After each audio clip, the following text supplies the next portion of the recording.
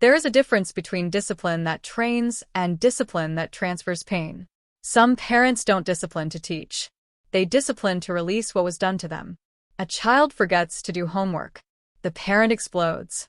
The reaction is bigger than the mistake. Why?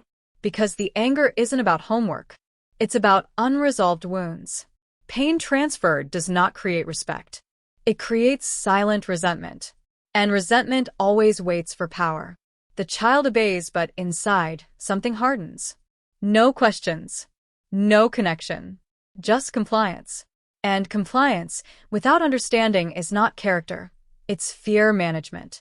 Years later, that same child snaps at a weaker classmate, or humiliates someone online, or grows into an adult who leads with intimidation.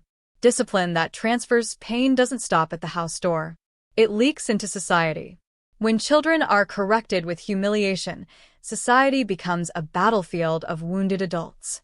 Look around. Short tempers, zero tolerance, public shaming, cancel culture, road rage, leaders who dominate instead of guide. What if the real issue isn't kids these days, but adults who are never trained, only controlled? Discipline that trains focuses on the future. It says, I am correcting this behavior because I believe you are capable of better. It is firm. It sets boundaries. It removes privileges.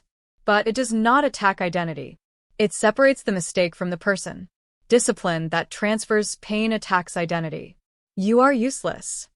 You will never learn. You are just like your mother. That is not correction. That is psychological imprinting. And here's the dark psychology. A child who is repeatedly shamed develops one of two survival strategies: submission or domination.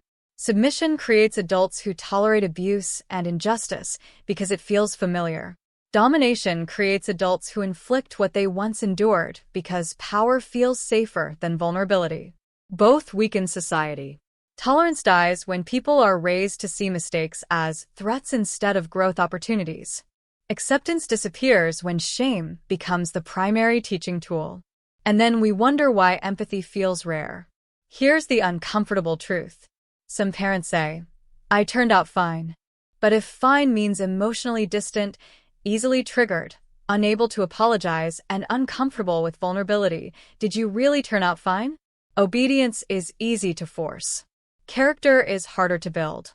One creates quiet children. The other creates responsible adults. So ask yourself honestly, when you discipline your child, are you building their future or discharging your past? And if millions of homes are transferring pain instead of training character, are we raising disciplined citizens or emotionally armed adults who will shape society with the same unhealed pain they were taught to call love?